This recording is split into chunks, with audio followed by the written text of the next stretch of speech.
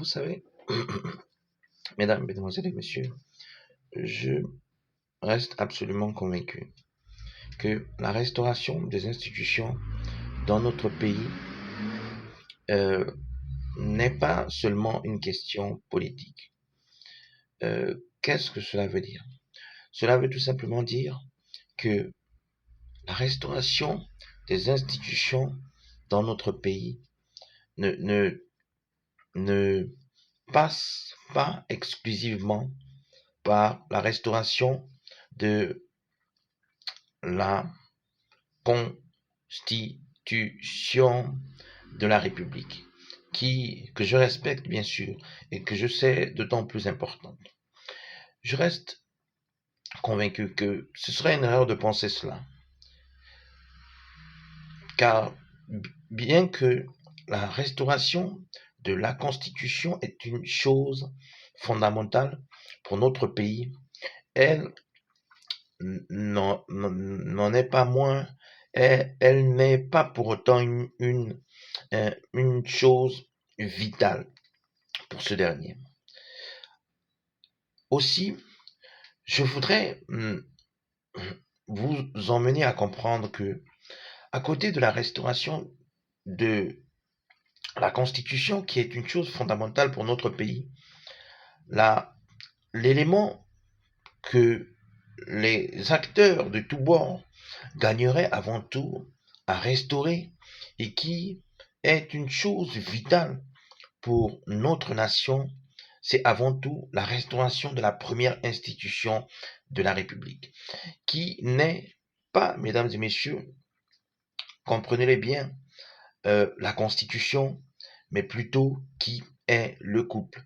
Vous savez, même lorsque nous lisons la Bible, nous nous rendons compte que à la création du monde, après avoir créé l'homme et la femme, Dieu a établi la première institution de la République. L'homme et la femme, rappelons-le, Adam était ce qu'on peut appeler le premier chef d'État de l'histoire de l'humanité et Ève, la première dame de l'histoire de l'humanité.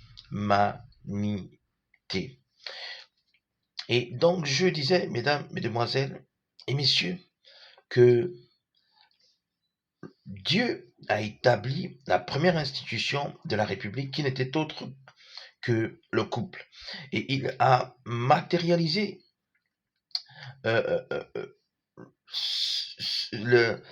l'union de l'homme et la femme à travers l'institution que nous connaissons tous, qui n'est autre que le mariage. Vous savez, en faisant cela, Dieu nous a montré la voie. Il voulait tout simplement dire à un homme ou à une femme que nous devons comprendre que la première institution de la République, ce ne sont pas des textes de loi, ce n'est pas la Constitution, mais c'est plutôt l'union d'un homme et d'une femme unis par la main. Aussi, à travers cet exemple, Dieu nous a montré que dans une république, il existe ce que l'on pourrait appeler le modèle idéal du couple. Je reprends. Au sein d'une république, il existe ce que l'on pourrait appeler le modèle idéal du couple. Et ce modèle idéal du couple, mesdames et messieurs, c'est tout simplement l'union d'un homme et d'une femme unis par la main devant Dieu. Ce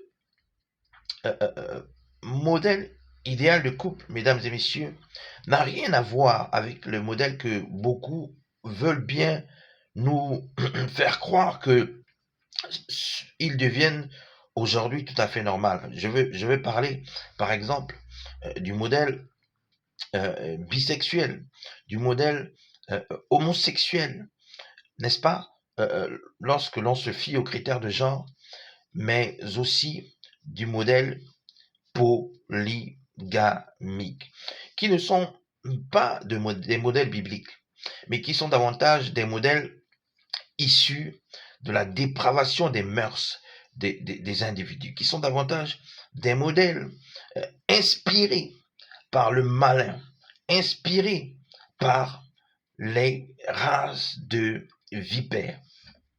Vous savez, mesdames, mesdemoiselles et messieurs, s'il ne tenait qu'à moi, l'un des principes ou bien l'une des lois qui régirait le fonctionnement de la République ou de notre République, qui est dans un processus de restauration et que j'inviterai davantage aux autorités, n'est-ce pas, de l'établir comme étant une loi officielle, c'est celle du modèle idéal du couple, c'est-à-dire la loi sur les MIC, qui, n'est-ce pas, serait une loi qui permettra non seulement de dire aux générations présentes et futures qu'il existe au sein d'une nation une première institution qui n'est autre que le couple, qui dans sa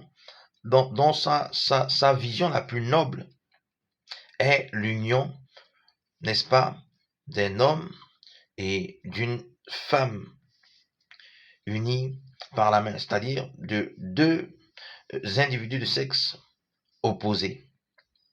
Mais qu'au-delà de ça, cette union, mesdames et messieurs, est ou devrait être pour chacun de nous le modèle idéal, le modèle le plus inspirant, le modèle que nous gagnerons à davantage faire valoir dans notre République au Gabon. Vous savez, bien que beaucoup pourront dire que la polygamie, c'est quelque chose de tout à fait normal, je reste absolument convaincu que la polygamie n'a rien de naturel. La polygamie n'est pas un fait biblique. La polygénie aussi, également, j'entends, sinon la polyandrie.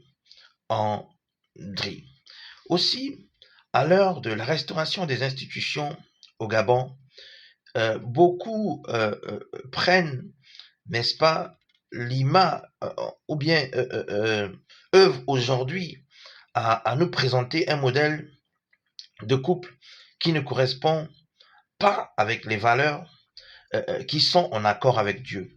Beaucoup trouvent aujourd'hui tout à fait normal de nous présenter un modèle de couple qui arrange plus les uns que les autres, qui arrangerait plus les uns ici, vous devez comprendre, il pourrait s'agir des hommes et qui dérangerait davantage plus les femmes, ce qui n'est pas une bonne chose. Aussi, je voudrais inviter quelqu'un à méditer sur la loi sur les MIC, c'est-à-dire la loi sur le modèle idéal du couple.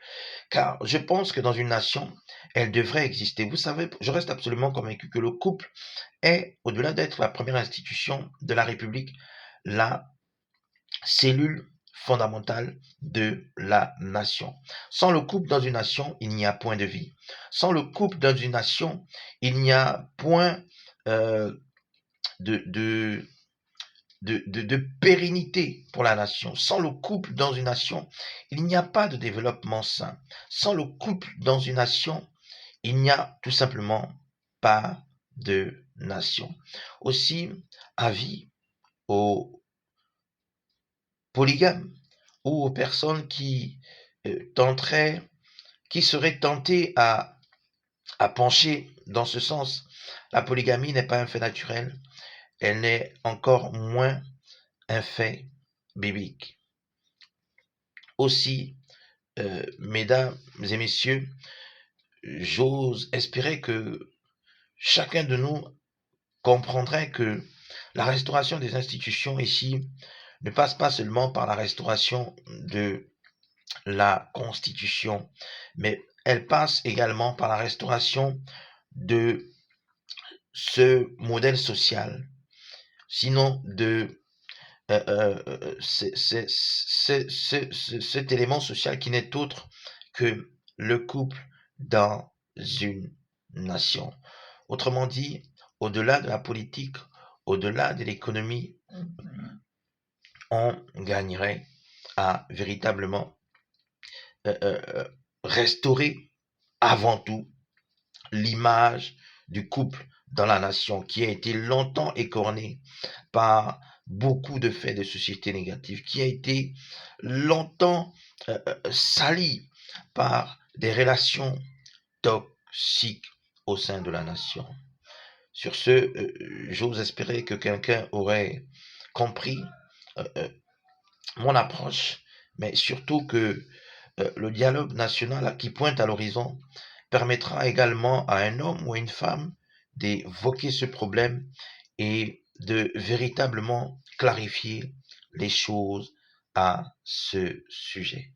Sur ce, je vous dis tout simplement, je vous invite à la réflexion et vous dis tout simplement bye, à la prochaine et surtout, restez connectés et que Dieu vous bénisse. Bye et à la prochaine.